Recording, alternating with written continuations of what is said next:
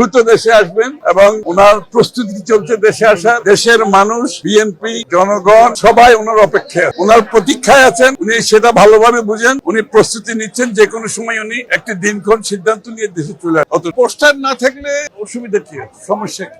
বিলবোর্ডটা আর একটু ব্যয়বহুল এবং এটা রিস্কিও। আসলে তো এই আলোচনাগুলো তো আমি মনে হয় সব রাজনৈতিক দলের সাথে নিশ্চয় করবেই। এত আগে আমার পক্ষে কমেন্ট করা ঠিক হবে না। এই আলোচনাগুলো রাজনৈতিক দলগুলোর সাথে করবে এবং আমরা সামনের দিকে প্রায় সবগুলো নির্বাচন, যে ডিসিপ্লিন, নির্বাচনী আরপিও থেকে শুরু করে নির্বাচনের কর্মকাণ্ড যাতে সুষ্ঠুভাবে হয়, যাতে অতিরিক্ত ব্যয় না হয়, যাতে যতক্ষণের অংশগ্রহণ থাকতে পারে, এগুলোর জন্য যা যা প্রয়োজন আগামী দিনে আমি নিশ্চিত রাজনৈতিক দলগুলোর সাথে আলাপ আলোচনার মাধ্যমে এই সিদ্ধান্তগুলো নেওয়া হবে। এই জন্য কি চীন বাংলাদেশের যে সম্পর্ক, একটা গভীর সম্পর্ক তো আগেই ছিল। জিয়া রহমান সাহেব সেটা এস্টাবলিশ করে গেছেন। সেই সম্পর্ক এগিয়ে যাবে সামনের দিকে। দুই দেশের মধ্যে বহুদিনের বন্ধুত্ব, দুই দলের মধ্যেও বন্ধুত্ব আছে, সেটাকে আমরা এগিয়ে নিয়ে যাবো।